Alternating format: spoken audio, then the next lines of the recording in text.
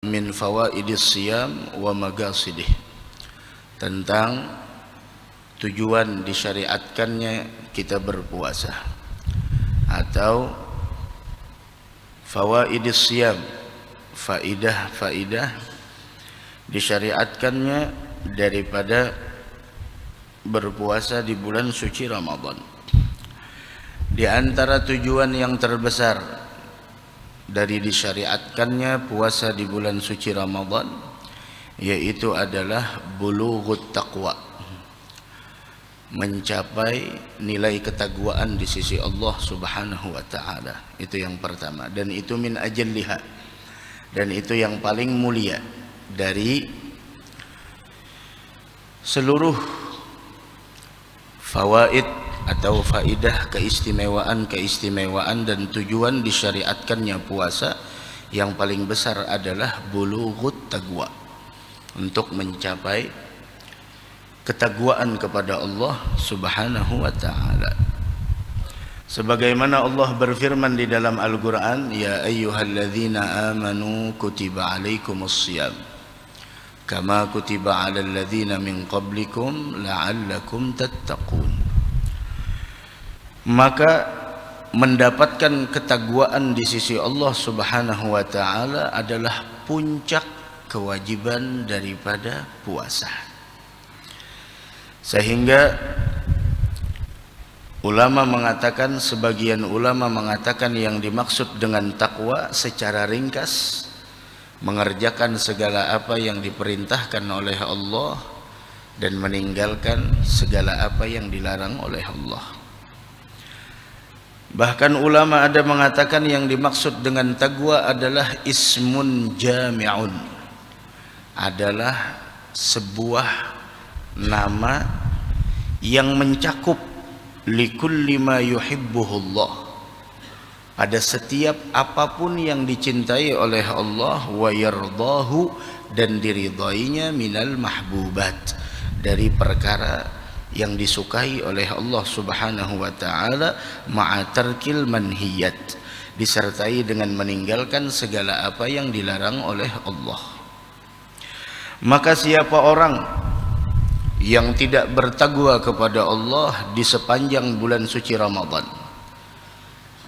dan tidak berubah perangainya kepada sesuatu yang dicintai oleh Allah Subhanahu wa taala, bahkan dia masih melakukan hal yang diharamkan oleh Allah Subhanahu wa taala padahal dia berpuasa, maka orang yang semacam inilah masuk di dalam konteks hadis Nabi kita Muhammad sallallahu alaihi wa ala alihi wasallam, kam min shaimin laisa lahu min siyamihi illa al-ju' wal 'atsh.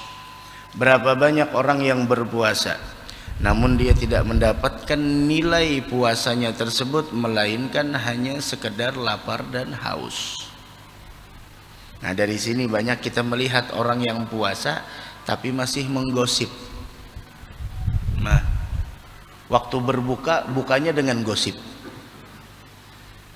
Padahal disebutkan di dalam hadis bahwasanya sebagaimana yang diriwayatkan oleh Imam Ahmad, diriwayatkan oleh Imam Ahmad wa Tabarani, bahwasanya Rasul sallallahu alaihi wasallam bersabda dari Sayyidina Jabir bin Abdullah, bahwasanya Rasul bersabda, inna lillahi ta'ala inda kulli fitrin utagaun minan nar.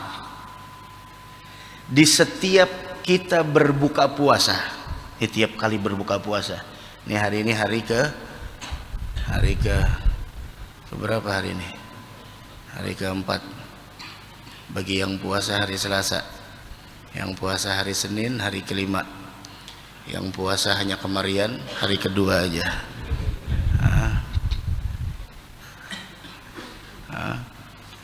Setiap kita berbuka puasa, mau di masjid, mau di musalla, mau di rumah, di mana aja, Rasul mengatakan Allah mempunyai hamba-hamba yang dibebaskan dari siksa api neraka. Wa dzalika fi kulli lailah, dan itu tiap malam. Nah, hendaknya kita ketika menjelang berbuka puasa jangan hanya khusyuk terhadap makanan, tapi jadikan ketika kita berbuka puasa, buka dengan keluarga kita, hati kita di sana menuju kepada Allah. Ini Nabi Muhammad mengatakan, innalillahi fi kulli fitrin utagaun minan nar. Ibarat kata nih, Allah tuh punya kota. Kota apa? Kota pembebasan dari siksa api neraka, dan itu waktunya ketika setiap kali kita berbuka puasa. Tiap kali berbuka puasa, kotanya ada di sana. Nah, kita kadang-kadang ketika menjelang berbuka disibukkan dengan berbagai macam makanan. Ini teh es, kemudian jus mangga, ada jus buah naga, jus buah dinosaurus, macam-macam. Masya Allah, sibuk dengan ini itu dan lain sebagainya, sampai kita lupa mengucapkan asyhadu an la ilaha illallah nastaghfirullah nas'alukal jannata wa na'udzubika minan nar. Puasa bukan hanya sekedar menahan lapar dan haus. Nah, di sini kita banyak lalainya, Pak. Makanya perlu diingatkan, perlu kita hadir majelis, perlu kita mendengarkan ilmu pengetahuan agama. Ini Nabi yang mengatakan innalillahi ta'ala inda kulli fitrin utagaun minan nar.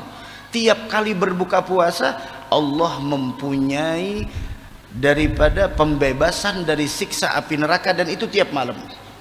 Tiap malam. Bahkan juga ulama mengatakan waktu yang semacam ini kita duduk pun adalah waktu pembebasan dari siksa api neraka. Ya Rabb, mudah-mudahan kita termasuk orang yang dibebaskan dari siksa api neraka, insyaallah. Amin ya rabbal alamin. Tiap malam, tiap kita berbuka puasa dapat. Allahu akbar. Mudah-mudahan amal ibadah kita diterima di sisi Allah Subhanahu wa taala. Amin ya rabbal alamin. Nah, siapa orang yang tidak bertakwa di sepanjang bulan Ramadan? Masya Allah, buka puasa diawali dengan gosip. Buka puasa itu dengan kurma dulu, dengan zam-zam, ini dengan daging mentah. Menjelang berbuka puasa, detik-detik terakhir sisa 2 menit, gosip dapat. Ya Allah. Nah, ke pasar Wadai, bukannya ke pasar Wadai, ke pasar daging mentah. Kenapa? Gosip. Kan tadi tujuan orang yang berpuasa adalah untuk membentuk karakter manusia yang bertakwa kepada Allah. Sehingga siapa orang yang tidak bertakwa kepada Allah di sepanjang bulan Ramadan dan akhlaknya tidak berubah dari yang dulunya dibenci kepada akhlak yang dicintai oleh Allah Subhanahu wa taala, dan dia masih melakukan hal yang diharamkan oleh Allah, dan dia dalam keadaan berpuasa, maka sungguh orang ini masuk dalam konteks hadis Nabi Muhammad yang mengatakan berapa banyak orang yang berpuasa namun dia tidak mendapatkan melainkan lapar dan haus. Ibarat kata tuh, orangnya kerja tapi tidak digaji. 1 bulan kerja, waktu dapat gajian kata bos tidak ada gajian. Oh, saya kerja. Kerjaanmu tidak benar. Kerjaanmu salah.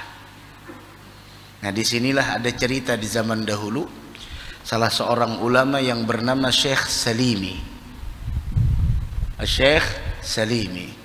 Beliau ini adalah ulama besar, tapi beliau punya keahlian yang sangat luar biasa, yaitu menjahit pakaian, jahit baju. Jahit baju. Udah kalau jahitan tailornya tailor Syekh Salimi, ada sudah 100% dah. Maka suatu hari beliau kerjaannya menjahit, bikin baju, diantar ke pasar untuk dijual, kemudian yang di pasar menjual lagi pada orang lain. Maka ketika beliau selesai menjahit pakaiannya, beliau antar ke pasar, dan orang di pasar udah tahu ada Syekh Salimi, penjahit ulung, tailor yang sangat terkenal. Dikatakan, ya Syekh Salimi, ada apa? Enggak, saya mau jual baju. Ini baju bikinan saya. Taib, saya lihat dulu. Berapa kau ingin jual wahai Syekh Salimi? Enggak, saya ingin jual sekian dengan harga yang sudah disepakati. Maka para pengepul pakaian yang ada di pasar, dia mengatakan ketika melihat ini, ya Syekh Salimi, maaf, nominal yang engkau inginkan dari satu pakaian, dari hasil jahitanmu itu terlalu mahal.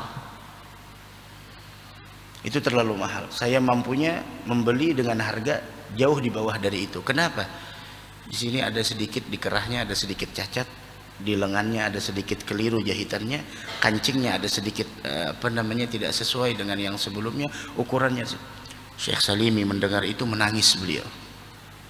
Menangis. Sampai orang yang ada di pasar ini bingung melihat Syekh Salimi dan merasa iba dengan beliau. Ini menangis. Ulama besar menangis. Menangis. Kemudian orang tersebut, "Khalas ya Syekh Salimi, udah, jangan nangis. Saya beli seharga yang kau inginkan." Kata beliau, "Saya tidak menangisi harga yang kau inginkan. Dan saya tidak menangisi harga yang tidak engkau sepakati dari saya. Nah terus kenapa sampai engkau menangis semacam ini?" Beliau mengatakan, "Saya yang sudah berusaha berhari-hari menjahit pakaian saya, kemudian ketika saya antar kepada engkau, dengan mudahnya engkau mengatakan di kerahnya ada cacat sedikit, di lengannya ada sedikit, di kancingnya ada sedikit cacat dan lain sebagainya. Yang saya pikirkan selama ini saya beramal. Saya menyangka amal saya sudah diterima. Bagaimana besok di hari kiamat ketika saya jumpa dengan Allah Subhanahu wa ta'ala? Saya mengira sholat saya udah benar, puasa saya udah baik, sedekah saya sudah ikhlas. Ternyata Allah lebih mengetahui apa isi hati saya. Bagaimana saya besok di hari kiamat ketika berjumpa dengan Allah Subhanahu wa ta'ala?" Begitu. Ya Rabb, mudah-mudahan kita diterima di sisi Allah Subhanahu wa ta'ala. Puasa kita ya Allah, apalagi hari ini hari Jumat pertama. Yuk, sunnah Jumat dijaga. Sunnah Jumat dijaga. Dari pakaian putih, at-tabkir ilal masajid, bersegera datang ke masjid, surat Al-Kahfi jangan lupa, bawa uang untuk sedekah jangan lupa. Kemudian siwak, jangan lupa pakai siwak. Apa hukumnya pakai siwak? Bukankah di sana setelah zuhur itu tidak boleh? Tidak boleh bukan berarti membatalkan puasa. Siwak, bahkan ulama berbeda pendapat. Ada ulama yang mengatakan makruh, ada ulama yang mengatakan boleh. Siwak setelah tergelincir matahari, artinya setelah habis tengah hari. Kenapa ulama sebagian ada yang mengatakan makruh pakai siwak setelah zuhur? Alasannya begini. Alasannya itu cuma makruh, bukan haram. Bahkan apalagi tidak membatalkan puasa. Asalkan siwaknya jangan dicocol ke madu dulu, dicocol ke madu. Begitu. Kenapa jadi makruh? Nah, biasanya orang yang berpuasa setelah tergelincir matahari, maka keluarlah dari lambungnya tersebut aroma yang dikatakan dengan khaluf. Arti khaluf adalah aroma dari mulut orang yang berpuasa. Dan Rasul mengatakan bau mulut yang keluar dari orang yang berpuasa itu di sisi Allah lebih wangi daripada kasturi. Dan biasanya khaluf, bahasa Arabnya khaluf, biasanya khaluf tersebut tercium setelah tergelincir matahari. Min tulil mukth, karena banyaknya diam, karena tidak ada yang masuk makanan dan lain sebagainya. Maka ketika aroma tersebut adalah aroma yang paling dicintai dan disukai oleh Allah, maka ulama mengatakan makruh menghilangkan sesuatu yang dicintai oleh Allah. Makruh menghilangkan sesuatu yang dicintai oleh Allah. Sama seperti kita habis wudhu. Habis wudhu, makruh kita menghilangkan basah yang ada di wajah, di tangan dan seluruh anggota tubuh yang kita basuh dalam berwudu. Makruh. Habis wudu dianduki, itu makruh hukumnya. Kenapa? Menghilangkan asarul ibadah, menghilangkan bekas ibadah. Maka ulama mengatakan makruh bersiwak ba'da zawal, setelah zuhur. Kenapa? Karena itu menghilangkan aroma yang paling disukai oleh Allah, bahkan dikatakan oleh Nabi Muhammad sallallahu alaihi wasallam lebih wangi daripada aroma misk. Namun ulama yang lain mengatakan tidak makruh. Kenapa? Ini mumpung bulan Ramadan. Kebaikan bernilaikan kewajiban di sisi Allah Subhanahu wa taala, dan siwak yang digunakan juga tidak berpengaruh untuk menghilangkan khaluf tersebut. Sehingga ulama yang lain mengatakan tidak jadi masalah, tidak makruh. Tidak makruh. Yang penting di sana kita siwaknya ketika ingin sholat. Jangan siwak terus, siwak hendak guring diigut terus, itu jadinya kemasukan ke dalam. Kumur-kumur apa hukumnya di bulan Ramadan? Boleh, asalkan kumur-kumurnya ketika menjelang wudhu dan pakai air wudhu, bukan gangan sop. Oh, masih ada tersisa dingin. Nah, ini kumur kan kita sebelum wudhu disunahkan kumur-kumur. Tamadmad, kumur-kumur wal istinsyaq, masukkan air ke hidung.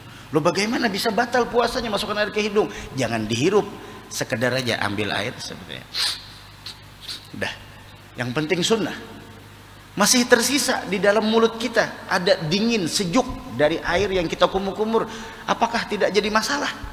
Tertelan dan lain sebagainya, yang tersisa dimaafkan, asalkan jangan banyak disisai. Ini banyak disisai, kumur-kumurnya segelas, keluarnya setengah gelas saja. Nah, ini lain pulang ceritanya. Nah, begitu. Syuf, luar biasa. Itu kumur-kumur. Tapi kumur-kumurnya ketika ingin wudhu, yang mana wudhu itu adalah kita ingin sholat. Tapi kalau habis ini buka kumur, jam 9 buka kumur, itu 2 hari 2 malam puasa kada apa-apa, buka kumur terus. Nah itu, jadi harus kita pahami. Jangan asal, wah bersiwak kada boleh. Memasukkan tisu ke dalam mulut, apakah membatalkan puasa? Ini tisu, masukkan ke dalam. Tisu sah apa? Tisu, batal puasa? Ada? Mau dimakan batal, siapa hendak makan tisu juga? Kalau hanya sekedar memasukkan asal tidak ditelan, tidak membatalkan puasa. Tidak membatalkan puasa, begitu. La ilaha illallah. Tuh, kam min shaimin laisa lahu min siyamihi illa al-ju' wal 'atash. Hati-hati, jangan asal-asalan kita. Ramadan mendidik kita untuk menjadi hamba yang bertakwa. Dari karenanya banyak Pak yang masih bertanya, guru, kayak apa orang yang puasa tapi masih riba, kayak apa orang yang puasa tapi masih tidak sholat, kayak apa orang yang puasa, ini biasanya anak-anak muda, maaf, kayak apa orang yang puasa tapi malamnya masih pacaran dan lain sebagainya. Ini jawabannya. Orang yang berpuasa namun masih tidak meninggalkan apa yang diharamkan oleh Allah, masih mengerjakan hal yang diharamkan oleh Allah Subhanahu wa taala, maka dia masuk dalam konteks hadis Nabi Muhammad yang mengatakan, berapa banyak orang yang berpuasa namun dia tidak mendapatkan nilai puasanya melainkan lapar dan haus. Ya Allah, mudah-mudahan kita diterima di sisi Allah Subhanahu wa taala. Naam. Dan sesungguhnya innal insana, apabila manusia idza shoma siyaman sahihan, apabila dia berpuasa dengan puasa yang benar sesuai dengan konsep yang diatur oleh syariat, ini puasa yang benar, tagarrab ilallahi ta'ala bitarkil muharramat, maka dia akan mendekatkan diri kepada Allah Subhanahu wa taala dengan meninggalkan segala apapun yang diharamkan oleh Allah Subhanahu wa taala. Gosip sudah tidak lagi, berbohong sudah tidak lagi. Walhasil madrasah Ramadan, pembelajaran Ramadan merubah sikapnya menjadi sikap hamba yang dicintai oleh Allah Subhanahu wa taala. La ilaha illallah. Begitu juga di antara fawaidis siyam, di antara keistimewaan atau tujuan daripada orang yang melaksanakan ibadah puasa di bulan suci Ramadan, bagaimana kita semua kan tidak makan dari tadi terbit fajar. Di sana kita merasakan lapar, di sana kita merasakan haus. Apalagi hari ini, mana khutbah, Masya Allah, jemaah pada mendengarkan aja kayak itu, kita mengantuk guring, hatibnya nang lucut. Pada saat itu kita merasakan lapar, merasakan haus, merasakan pahitnya bagaimana kita tidak boleh makan dan tidak boleh minum. Nah, disitulah pembelajaran Ramadan untuk menyadarkan diri kita bahwa di luar sana banyak orang-orang yang merasakan seperti apa yang kita rasakan, namun mereka merasakan bukan hanya di bulan suci Ramadan, tapi mereka merasakan sebelum Ramadan sudah mereka rasakan, setelah Ramadan mereka rasakan kembali. Maka disitulah pembelajaran dari Allah untuk kita agar kita mempunyai sifat iba dan kasih sayang kepada orang yang merasakan seperti apa yang kita rasakan. Sehingga bulan Ramadan dikatakan adalah syahrul muasah, bulan kita berbagi. Berbagi. Oh, ini ada yang kelaparan. Oh, ini ada orang yang memerlukan. Bismillah. Begitu. Nah, jangan kita di sana, sering ulun sampaikan, jangan sampai kita membeli sesuatu karena hanya perlu. Jangan. Tapi belilah sesuatu terkadang kita tidak perlu, tapi ini masalah manusiawi. Tapi ini masalah hati. Tapi ini masalah kasih sayang. Dan orang yang mempunyai sifat kasih sayang, ar-rahimuna yarhamuhumur rahman. Orang yang mempunyai sifat kasih sayang, dia bakal disayang oleh Allah. Orang yang mempunyai sifat kasih sayang bakal disayang oleh Allah Subhanahu wa ta'ala. Begitu.